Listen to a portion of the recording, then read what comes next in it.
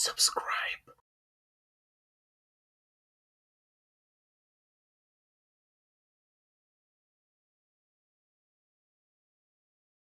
So welcome back and to day 5. Now, you'll probably have already noticed there's a certain kind of paradox here in so much as we're doing a daily exercise which is supposed to help us sleep at night, but that isn't actually designed to make us sleepy in the moment. Don't forget you've got that other exercise that you can use alongside this one if you need some help actually at night time in getting asleep. But there's this idea, and you might even remember it from the animations very early on in the Foundation series, that meditation and sleep are quite similar in some ways. So in the same way that we can't force our way into a place of relaxation in meditation, it's something that just happens quite naturally, almost as a consequence of us doing the exercise, of letting go a little bit. We can't force sleep to happen. In fact, that actually takes us further away from sleep when we try and do that. So what we're doing here in the exercise, by directing the mind very particularly, at nighttime that translates to almost pointing the mind in the direction of sleep. And then of course that bit at the end where I ask you to just allow your mind to be free in the daytime, hopefully that creates a greater sense of space and awareness, of calm and of clarity. And at nighttime, it creates the conditions where the mind can just naturally drift off and find a place of rest as the body starts to get more comfortable, as it starts to unwind. So there is a very definite connection between these two parts of the day, the two different exercises that work together. And as we move through the pack, I think that connection will become more obvious. Right now, though, as always, just take a moment to get comfortable. Just beginning in the usual way. Some nice big deep breaths.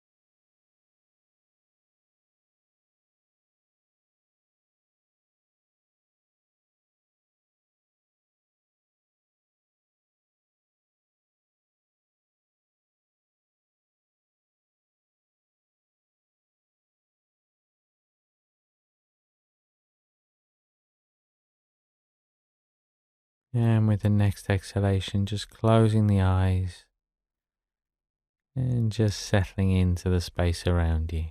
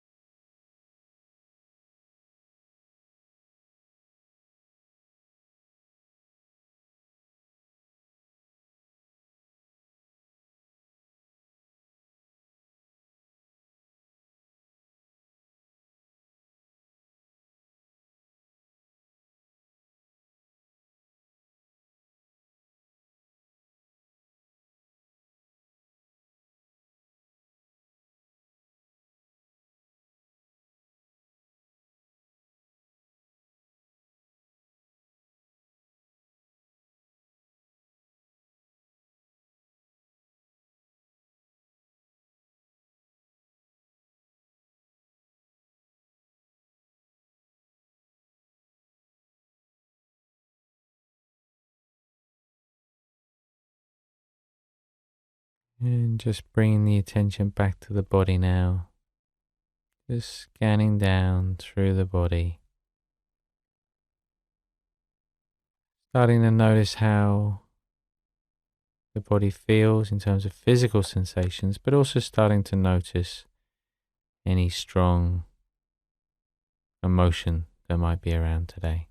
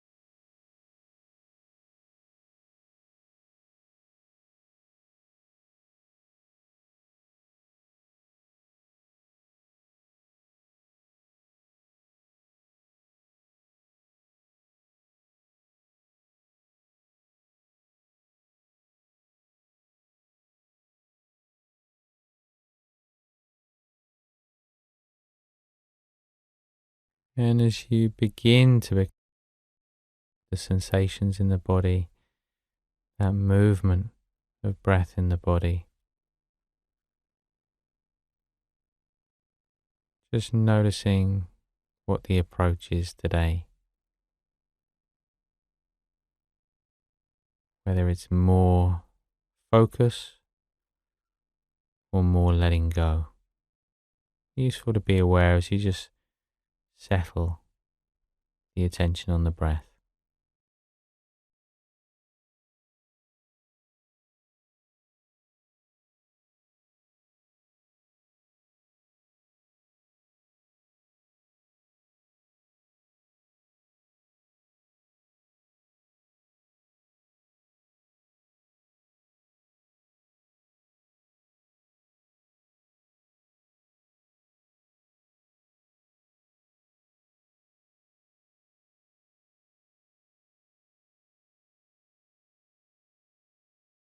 And now just bringing the attention back once again to the top of the head, where we're going to begin to bring the body and mind a little bit more together as we gently scan down through the body.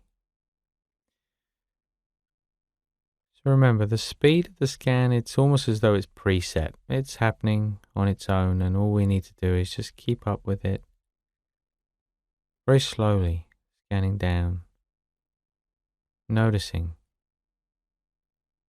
the different sensations,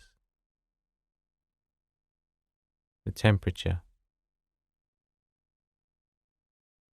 And if we find any areas of tension, focusing on it from a curious, objective point of view, rather than getting caught up in thinking about it. Simply noticing where it is, the size of that area of tension, the shape of it. not wanting to change it or get rid of it, but simply observing and keeping up with that scan as you move down through the body.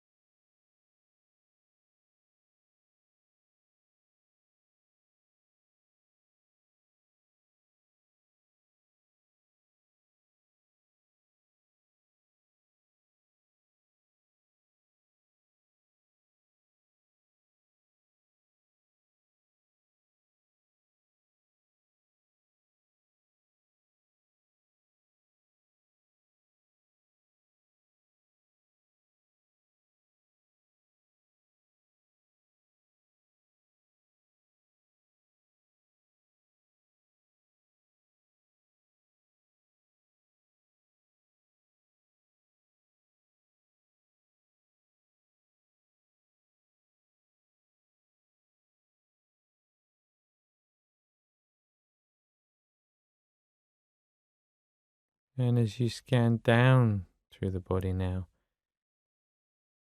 just remembering to maintain that sense of curiosity, not expecting any particular feeling, but just noticing what's there.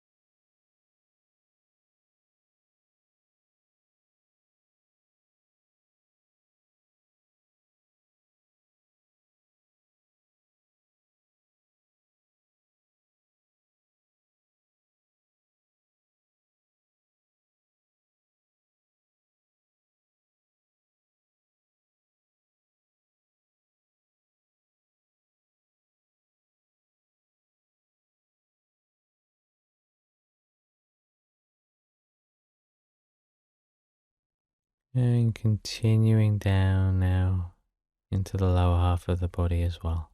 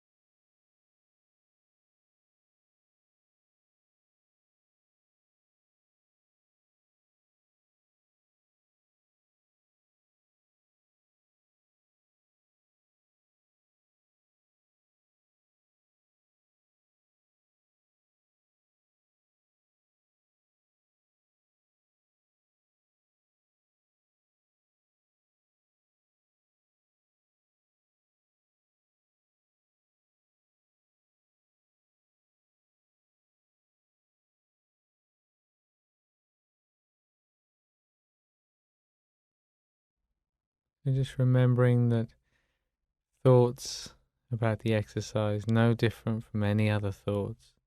As soon as you realize the mind's thinking, just acknowledging it and gently coming back to those physical sensations.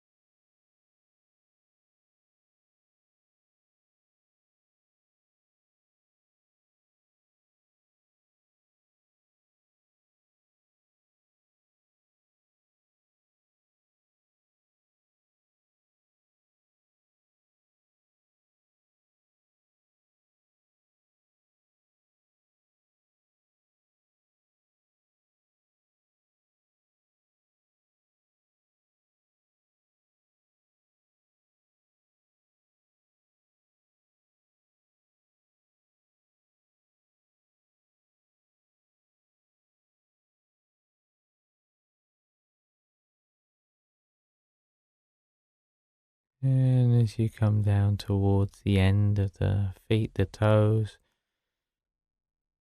just letting go of that focus. The mind wants to think, let it think. Just let it do whatever it wants to do.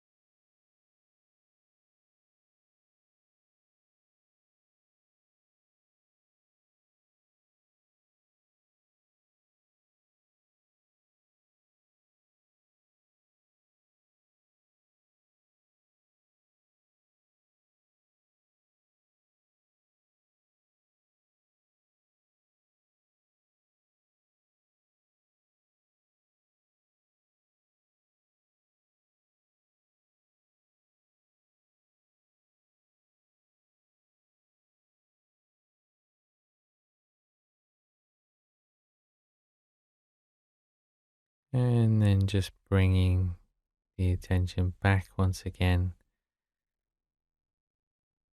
to the feeling of contact between the body and the chair or the body and the floor. Becoming more aware of the physical sensations, the sounds, the smells, maybe even the tastes as you just gently open the eyes. As always, taking a moment to make that commitment to carry this quality of awareness throughout the day. But as you just take a moment before getting up to say, it's worth thinking about your relationship with technology in the bedroom. Sure, that sounds quite right, but you know what I mean. It's worth thinking about whether you have a computer, a tablet, telephone, your mobile, TV. It's surprising how quickly the bedroom can become full of devices which simply make us more restless at night time. I'm not suggesting you change anything just now. We might look at possible alternatives tomorrow, but just starting to have a look around the bedroom when you go to bed at night. What devices do you tend to use quite a lot? What's the effect of that? How does it make you feel? What's the impact? Very often we do these things and we kind of feel like we do them because we've always done them, but we don't necessarily notice the impact doing them. Does it make the mind feel more relaxed, more at ease? Does it make the body feel more ready for sleep? Or does it feel as though it agitates the mind in some way? So just take the next 24 hours to begin to notice how or what impact technology might be having on your quality of rest at night. And I'll see you back here tomorrow for day 6.